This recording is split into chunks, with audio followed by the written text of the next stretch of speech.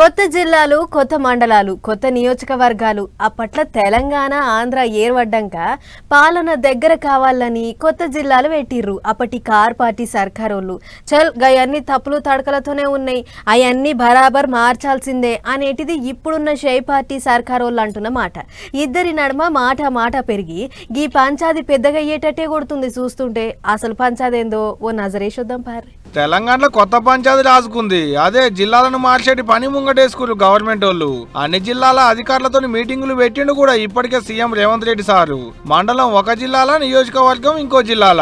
ఒక జిల్లా కేంద్రానికి దగ్గర పట్ల ఉన్న ఊరు ఇంకో జిల్లా కింద ఉండే. పల్లెలకు పక్క పొంటే ఉన్న మండలాన్ని కాదని ఇంకో మండలానికి పోయేటి ఖాతా అవుతుండే పబ్లిక్ కు.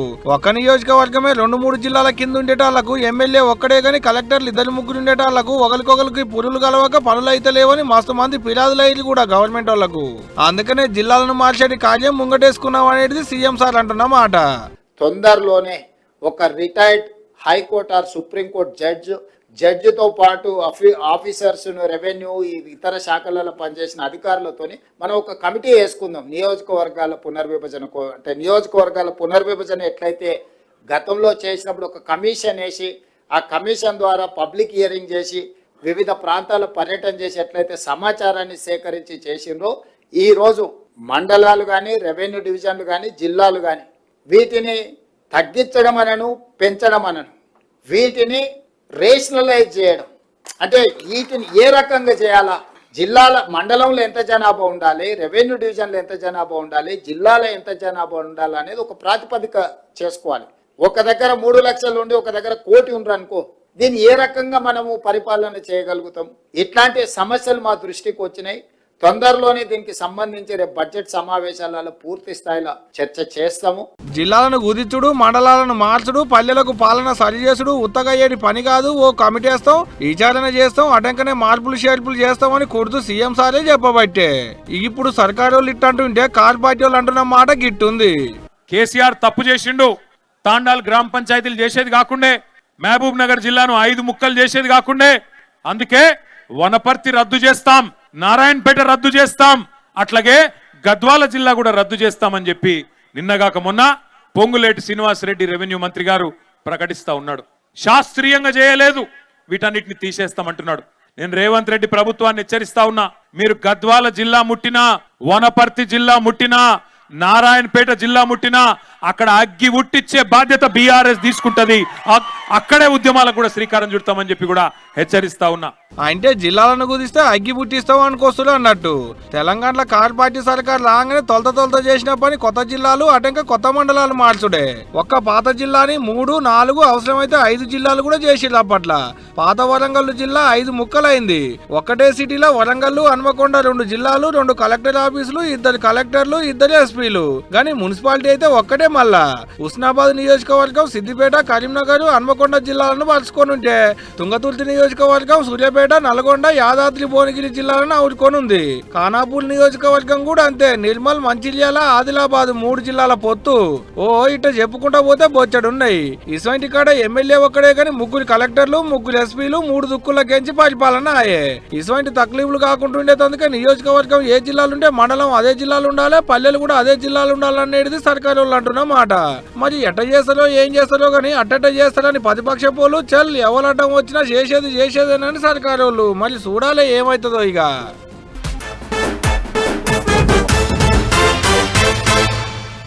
మన నీళ్లు, మన నిధులు, మన నియామకాలు అనే పేరుతోని తెలంగాణ కోసం కొట్లాడిర్రు.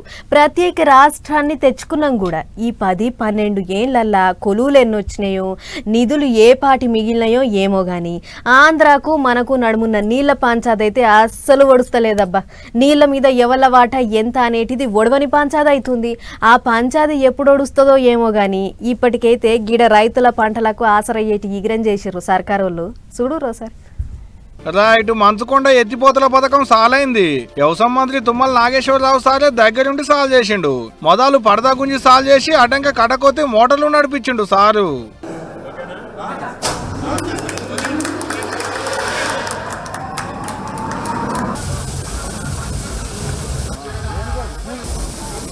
సార్ కట కొత్తడే ఆలస్యం పంపులంగా నీళ్లు దన్నుకొస్తున్నాయి గిట్లా. ఓ ఏడాది కిందనే శంకుమండలు బాతింది, అప్పుడే శాలయేటాళ్లకు రైతులది ఒక మురిపేం కాదు పో. ఖమ్మం జిల్లా రఘునాథపాలెం మండలంలో ఉంటది ఈ ప్రాజెక్టు. వెంకటాయపాలెంలో కట్టిన ఈ లిఫ్ట్ పంపుకు నాగార్జున సాగర్ ఎడమ కాలువకేంచి వచ్చేటి నీళ్లు వచ్చేటట్టు సౌలతు చేసిరు సర్కారోళ్ళు. ఏం తక్కువ 9 కిలోమీటర్ల వరకు పైప్ లైన్ వేసిరు నీళ్లను ఎత్తిపోసేటందుకు. అక్కడికేం చెత్తుడు, ఇక్కడ పోసుడు, ఆడికేంచి చెరువులకు పంపించుడు. ఓ 36 చెరువుల కింద ఉన్న 3000 ఎకరాలకు నీళ్లు వస్తాయట ఈ పథకం చేయంగా. అందుకని ఇప్పుడు ప్రస్తుతానికి సాగర్ లో నీళ్లున్నాయి కాబట్టి ఆ నీళ్లతోటి మీ పంటలు పండించాలని, మీ యొక్క వ్యవసాయం కొనసాగాలని చెప్పి తాత్కాలికమైనటువంటి లిఫ్టే ఇది. రేపు బుగ్గవాగు కూడా వస్తే బుగ్గవాగు ద్వారా గ్రావిటీలోనే మీ చెరువులకు నీళ్లు వచ్చేటట్టుగా రేపు రాబోయే సంవత్సరంలో అది కూడా పనులు ప్రారంభిస్తానని చెప్పి కూడా మీకు ఈ సందర్భంగా మనం చేస్తున్నాం. మీకు కృష్ణా జలాలు వచ్చినా, బుగ్గవాగు జలాలు వచ్చినా, వర్షాధారంతో నీళ్లు వచ్చినా, ఆఖరికి ఆ సీతమ్మ సాగర్ ద్వారా సీతారామ ప్రాజెక్టు ద్వారా కూడా ఈ రఘునాథపాలెనికి నీళ్లు వస్తాయని చెప్పి కూడా మీకు ఈ సందర్భంగా మనం చేస్తున్నాం. ఈ గిట్ట నీళ్లను చూసేటాళ్లకు రైతులది ఒక మురిపేం కాదు మరి కాదా. ఏండ్ల కమానంకేంచి వ్యవసాయానికి నీళ్లు లేక పంట పొలాలన్నీ బీడ్లు అవుతుంటే చూసి కంట నీళ్లు పెట్టుకుని ఇప్పుడు ఒక్కసారి పంటలకు నీళ్ళు అందేటాళ్లకు సంబరం ఆగుతుందా మరి.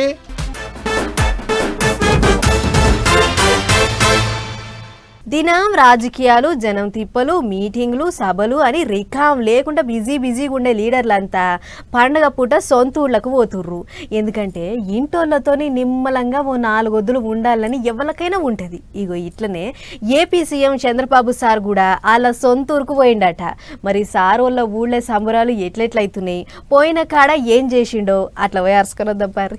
ఏపీ సీఎం చంద్రబాబు సార్ వాళ్ళ సొంతూరు నారావారి పల్లెకు పోయిండు. సార్తో పాటు మంత్రి లోకేష్ అన్న కూడా. ఇక చానొద్దుల తర్వాత పెద్ద సార్ వచ్చిండని గ్రామ ప్రజలు, నాయకులు ఎదుర్కొర్రు. ఇక తువ్వ పొడుగుత ఊరోళ్ళంతా సార్కు నమస్తే పెట్టి కూడా పలకరిస్తుంటే సారు కూడా అంతే పాయరంగా చెయ్యిపోయిండు. ఇక తొలుత రోజు జరంతా నిమలబడ్డ సీఎం సారు రెండో రోజు మస్తు బిజీగా గడిపిండు.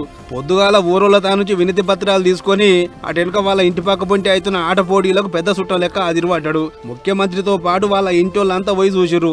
పొలగాళ్ళు కుర్చీలాటతో పాటు ఇంకో 15 రకాల ఆటలాడితే గెలిచిన వాళ్ళందరూ సీఎం సార్ చేతుల మీదంగా బహుమానాలు అందుకొని మురిసిపోయారు. గ్రూప్ ఫోటోలు దిగిర్రు. అయితే పెద్ద ముచ్చట ఏంటంటే ఈ ఆటలలో సీఎం సార్ మనవడు లోకేష్ అన్న కొడుకు దేవాంశ్ కూడా పాల్గొన్నాడు. ఓ ఆటలు గెలిచి తాత చేతుల మీదంగా ప్రైజ్ సుత తీసుకుంటాట. అట్లా నారా కుటుంబంతో పాటు నందమూరి కుటుంబం కూడా పాల్గొని ఎప్పటి లెక్కనే ఈ తాప కూడా సంక్రాంతి సంబరాలు కళ్ళ నిండా చూసి మురిసిపోయారు. మొత్తానికి గెలిచినా ఓడినా అధికారం ఉన్నా లేకున్నా ప్రతి సంక్రాంతి పండుగకు సొంతూరు పోయి ఊర్ల నడుమ జరుపుకునే ఆచారాన్ని మాత్రం అట్లనే వాటించుకుంటూ వస్తున్నాడు బాబు సారు.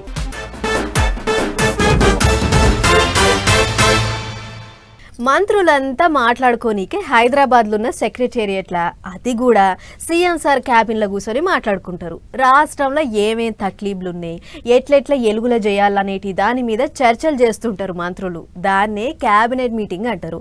అసొంటి క్యాబినెట్ మీటింగు ఎప్పుడూ లేనట్టు ఈసారికి హైదరాబాద్లో కాకుండా బయట పెట్టుకుంటుర్రు.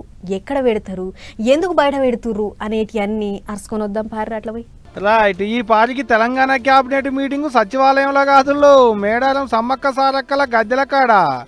ఈ పాటికి తెలంగాణ మంత్రుల మీటింగ్ మేడారంలో పెట్టాలని డిసైడ్ చేసింది తెలంగాణ సర్కారు. ఈ నెల 18వ తారీఖు నాడు ఉంటది మేడారంలో మంత్రుల మీటింగ్. అంటే అయ్యాల ముఖ్యమంత్రి మంత్రులంతా మేడారానికి వస్తారన్నట్టే. ఇన్నేళ్ల చరిత్రలో ఎన్నడూ కూడా మంత్రుల మీటింగ్ బయట పెట్టిందే లేదు. ఎప్పుడు సచివాలయంలో ఉండేది. ఇదే తొలత బయట పెట్టుడు. 18వ తారీఖు నాడు అంబటాలకు 5ంటికి సాలైతుంది మీటింగ్. మరి ఉత్త మేడారం ముచ్చట్లే మాట్లాడతారేమో అనుకునేలో అదేం లేదు. సచివాలయంలో మాట్లాడుకున్నట్టే అన్ని ముచ్చట్లు మాట్లాడుకుంటారట కూడా.